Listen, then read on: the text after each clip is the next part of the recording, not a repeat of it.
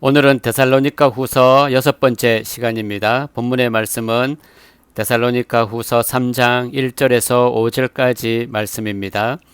끝으로 형제들아, 너희는 우리를 위하여 기도하기를 주의 말씀이 너희 가운데서와 같이 퍼져나가 영광스럽게 되고 또한 우리를 부당하게 악한 사람들에게서 건지시옵소서 하라.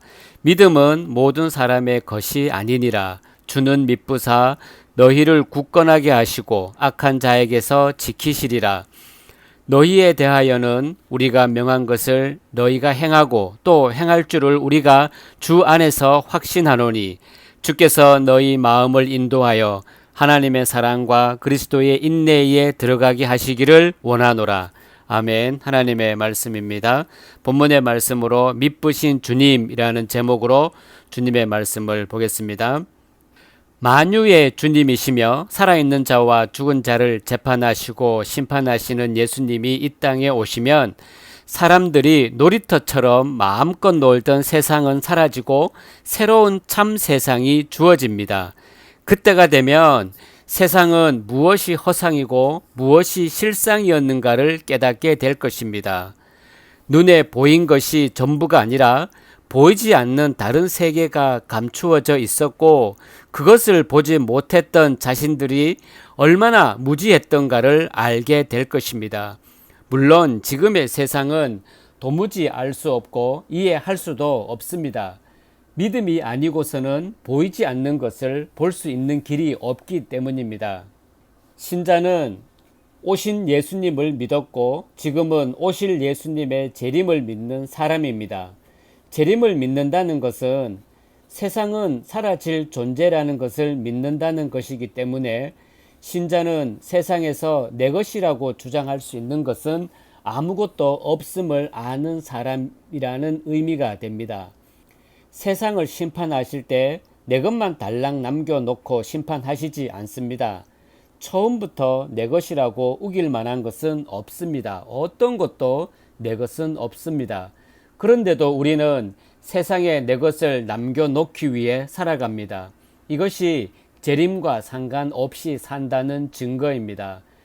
이처럼 우리는 재림을 믿는다는 말은 하되 재림을 전혀 믿지 않는 사람으로 살고 있습니다. 예수님이 준비하신 세계보다는 자신이 속해 있는 세상에 자기 세계를 구축하는 일에 열중한 채 살아갑니다.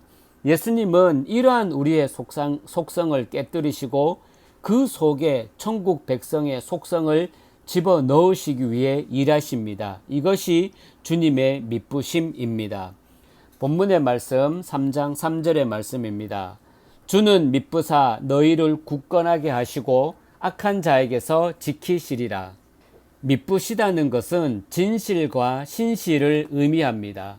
진실하시고 신실하신 주께서 우리를 굳건하게 하시고 악한 자에게서 지키시면서 우리가 천국 백성의 속성이 있는 사람이 되게 하신다는 것입니다. 우리를 굳건하게 하시고 악한 자에게서 지키신다는 것은 우리가 몸담은 이 세상이 주가 굳건하게 하시고 지켜주셔야만 하는 곳이기 때문입니다. 세상은 주가 나서서 굳건히 해주시고 지켜주셔야만 하는 위험한 곳입니다. 우리를 대적하는 악한 세력이 강하게 역사하고 있는 현장이기 때문입니다. 세상은 물질이 지배하는 곳입니다. 자연히 돈이 많은 사람이 큰소리 칠 수밖에 없습니다. 돈이라는 것이 예수님의 나라에서도 큰소리치게 하는 힘이 되는가를 생각하지 않습니다. 마치 본향에는 절대 돌아가지 않겠다고 작심한 사람처럼 살아갑니다. 이것이 세상에 취해 있는 것임에도 불구하고 그 심각성을 전혀 느끼지 못합니다. 하지만 세상의 실상을 아는 사도는 다릅니다. 1절 2절의 말씀을 보면 사도는 데살로니가 교회에 이렇게 말씀합니다. 끝으로 형제들아, 너희는 우리를 위하여 기도하기를 주의 말씀이 너희 가운데서와 같이 퍼져나가 영광스럽게 되고 또한 우리를 부당하고 악한 사람들에게서 건지시옵소서 하라. 믿음은 모든 사람의 것이 아니니라. 사도는 데살로니가 교회에 무엇 때문에 기도를 부탁하는 것이겠습니까? 사도는 혼자이고 데살로니가 교회 성도는 많으니까 더 힘이 있어서 그런 것일까요? 사도가 기도를 부탁하는 것은 사도가 진심으로 원하는 것이 무엇인가를 교회에 알게 함으로써 사도가 원하는 것을 함께 원하고 사도와 같은 마음으로 주를 바라보자는 취지로 기도를 부탁하는 것입니다. 그래서 3절에 주는 미쁘사 너희를 굳건하게 하시고 악한 자에게서 지키시리라는 말을 이어서 하는 것입니다. 사도와 같은 마음이 아니고서는 우리를 굳건히 하시고 악한 자로부터 지키는 것이 주의 미쁘심이라는 것을 이해할 수 없기 때문입니다. 주의 미쁘심은 육신의 문제와 연관되어 있지 않습니다. 주의 미쁘심이 육신의 문제와 연관되어 있다면 데살로니가 교회의 계속된 핍박과 환난은 도무지 이해할 수 없는 주의 일이 됩니다.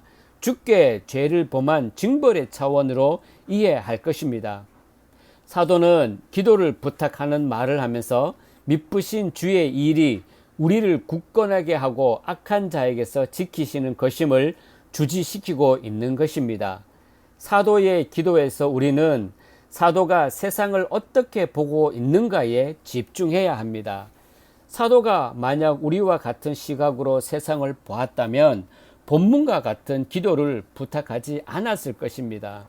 사도의 기도는 세상에서 자기 것으로 자신을 굳건히 세우는 것과는 전혀 상관이 없는 내용입니다. 사도는 우리가 보지 못한 다른 세계를 본 사람입니다. 그리고 그 세계를 전해주고 있습니다. 우리는 사도를 통해서 다른 세계에 대한 눈을 뜰 수가 있습니다. 문제는 우물 안의 세계만 전부로 여기는 개구리가 우물 밖의 세계에 관한 얘기에 귀를 기울이지 않는 것처럼 사도가 전하는 다른 세계에 귀를 기울이지 않는 것입니다. 우리의 눈에 보이는 세상이 세상의 실체도 전부도 아닙니다. 우리 눈에는 세상이 돈만 있으면 재미있게 살 수 있는 곳으로 보이지만 사도가 바라보는 세상은 악한 자가 역사하는 곳이었습니다.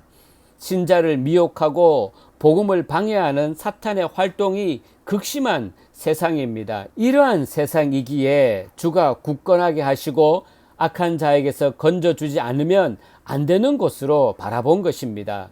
이러한 주의 역사가 없으면 안 되는 세상을 신자가 살아가는 것입니다. 이제 신자의 승리는 주님의 인도하심에 달려 있습니다. 그리고 신자의 승리는 미혹과 핍박과 환난이 계속되는 세상에서 끝까지 주를 바라보는 믿음으로 사는 것입니다. 그리고 이것은 주가 함께 하시고 인도하심으로 가능합니다. 그래서 사도는 5절에 말씀하신 것처럼 주께서 너희 마음을 인도하여 하나님의 사랑과 그리스도의 인내에 들어가게 하시기를 원하노라 라는 말을 합니다. 하나님의 사랑이 어떠한가를 깨닫고 핍박과 환난에서도 천국을 소망하는 자로 살기를 원하는 것입니다. 이것이 바로 그리스도의 인내에 참여하는 것입니다. 신자가 하나님의 사랑을 알면 현실에 속지 않습니다. 어떤 환경에서도 흔들림 없이 자신을 생명으로 인도하시는 하나님을 의지하게 됩니다. 이것이 인내입니다. 우리의 현실은 예수님이 다시 오신다는 사실입니다. 예수님이 오시면 세상은 완전히 깨어집니다. 세상에서 즐기고 기뻐하고 자랑하던 그 모든 것들은 여름 햇살에 눈 녹듯 사라지고 말 것입니다. 이것이 우리에게 일어날 참된 현실입니다. 따라서 우리의 기도는 이러한 참된 현실에 맞추어서 할 수 있어야 합니다. 예수님의 재림이라는 약속의 말씀 아래서 주의 미쁘심을 생각한다면 미쁘신 주께서 우리에게 왜 함께 하셔야 하는지를 분명히 알게 될 것입니다.